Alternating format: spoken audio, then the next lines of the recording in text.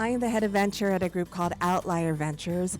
I'm going to spend today, however, talking to you a little bit about the marriage of money and machines. At Outlier, we focus a lot on advanced technologies and how technologies is going to be changing our financial markets and actually even have broader impacts than just on finance, certainly social dynamics, wealth equality or inequality, and so on and so forth. But I'll focus this mostly on the way technologies are converging to transform finance as we know it. Most of the investments that Outlier makes are maybe 10 to 20 years away from actually becoming commonplace. So we really have to think far out into the future. And many times I tell people the reason I can think about the future is because I do have a lot of respect for the past. You know, sometimes they say, you know, history doesn't repeat, but it does rhyme. And I think it's important to look at patterns in history if we're going to be thinking about how we're moving forward in time. So, as mentioned, I used to work at the CME, the large exchange conglomerate. And the CME, although through the Board of Trade, it was established in 1848. The first exchange, the first futures exchange was, does anyone know where the first regulated exchange ever was? Dun, dun, dun, dun, dun, Japan, okay, 1698, rice futures, the Dojima Rice Exchange. 1698, you can see that this is what they're doing. Now, some people say, oh, the Dutch tulip bulb mania, they exchanged tulip bulbs. Yes, but not an official exchange. Fast forward 100 years, what do we see here? This is 1792, under the Buttonwood Tree in New York City. This was the establishment of the Buttonwood Agreement and the New York Stock Exchange. They look a little bit more sober, I guess, compared to these guys. You know, they're all in their fancy hats and stuff. And then 1889, this is now the New York Stock Exchange. More people, less fancy hats, more paper. But you can see how they're all grouped together. Fast forward another 100 years, this was the floor of NYMEX, one of the CME's exchanges. This is where they're trading oil. So we just went through 400 years of history of people trading markets. This same floor today looks like this. This is the same building, right? This is just 20 years later. Still doing the same thing, right? We're trading markets. As I was putting these 4 slides together, and I've used this picture before, what really struck me, and I noticed this, even after 400 years, you know, what is the biggest difference that you see? For me, especially with this one and then this one, the people. For the first time, you don't have a concentration of people needing to be side by side in order to transact with each other. Why not? Obviously because of technology. So that has been not just a change in business model, but almost from a social context. It's really changed the way that markets have developed. And yet markets function. So that's a lesson to take away. You don't need a concentration of people to make financial markets work. So let's then extend that out a little bit more. Many of you have heard about blockchain, no doubt. Blockchain is a new, almost like 10 years old now, technology protocol focusing on peer-to-peer transmissions of value, the blockchain being the infrastructure for that to happen. One of the promises of blockchain is that you do not need any central counterparty. So with the floor of the CME, yes, you may have less people, but you still have the CME group, right, serving a very central function for markets to be orderly. Increasingly, though, people say with blockchain, you don't need a trusted central counterparty. People can transact without any type of centralized authority, obviously using a way to be able to transmit value through a message system that can store that value, in this one case, Bitcoin. To simplify it a little bit further, for those of you who know HTTP, right, // whatever, www, whatever, that's the web browser protocol, and that transmits information, very similar to SMTP, right, or IMAP for email transmitting information. The blockchain is just another protocol. It's another P. The Bitcoin, a representation of translating information, in this case, information of value. And that's what makes it pretty interesting.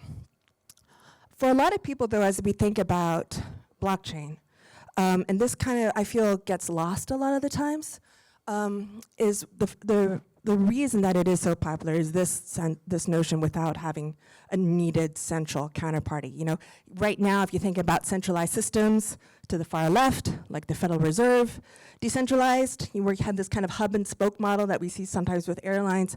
Blockchain is really talking about distributed networks where there's no central organizing mechanism. We just went through 400 years of history, right? I am not one of the type of people who actually thinks that something like the Federal Reserve needs to go away anytime soon. Markets have been organized for years for a reason. So for all those people looking at blockchain as perhaps disruptive to financial markets, that's fine. But for me, where I get most curious, again, if you think about the fact that you don't need a concentration of people, but you do need some way to be able to organize data in ways that they can transfer value efficiently, I get excited about the trillions of devices now coming online. You know, for everyone that already has an Alexa or a Nest, or every single one of you with a phone in your hand right now, that's a communications device that's pinging and pinging and pinging other devices constantly. In the future, these devices will not just be communicating, but trading and transacting with each other. We can already see this today. Here's a picture of me, just kidding, sleeping blissfully in my self-driving car. This is a representation. I doubt this is going to happen anytime in the near future, but it could happen. There's actually a picture of some guy in a Tesla asleep on the 405. I don't know if people saw that one on Reddit. That was a little scary. But let's talk about this. I mean, everyone thinks about, oh, sure, you know, autonomous vehicles. It's almost like a given. Many of us have already seen prototypes on the road. Imagine a self-driving car driving itself to an electric charging pole, getting its electricity and driving away.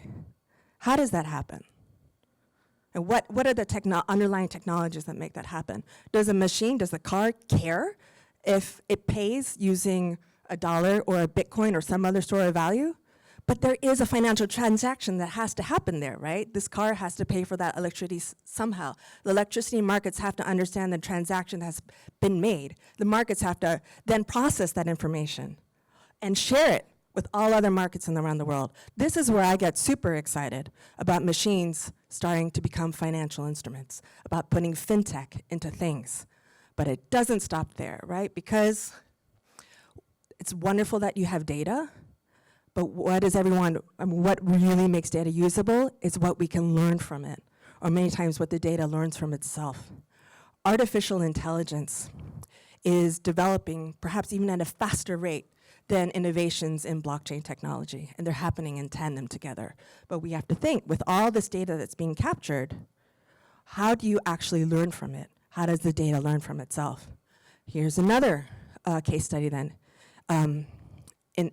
In that regard. Here's a field, right, of crops being watered. I don't know if anyone has their own gardens in their dorm rooms yet or something. We have a sprinkler system in our lawn at home, and this sprinkler system is intelligent enough to know if the ground is wet. If they can sense the saturation in the ground, it won't turn on. But if it's dry, it'll water the crops. Same concept, just taken a little bit further. Especially if you think about in a world of climate change and water scarcity. That not only, and using IoT and sensor devices, that water sprinkler systems will be able to know whether the ground is wet or not. It can predict in the future by having access to weather reports and other type of geospatial and satellite data, what weather trends are going to be, and as a result, if they need to hedge their water for their field or not. And they can create, for those who have heard, smart contracts, which is just an extension the Bitcoin concept, right, where you're transmitting a store of value, you're transmitting a self-executing contract.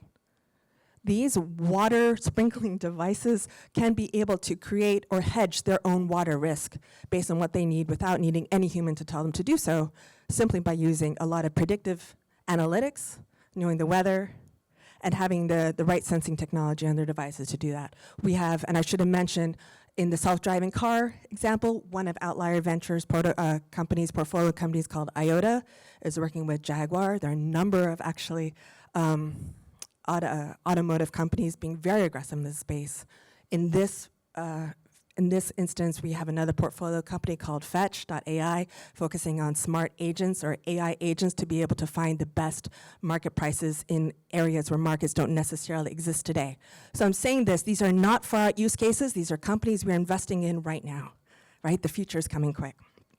So put it all together, something in Outlier that we really focus on as our true north is what we call this convergence ecosystem. And it's basically this.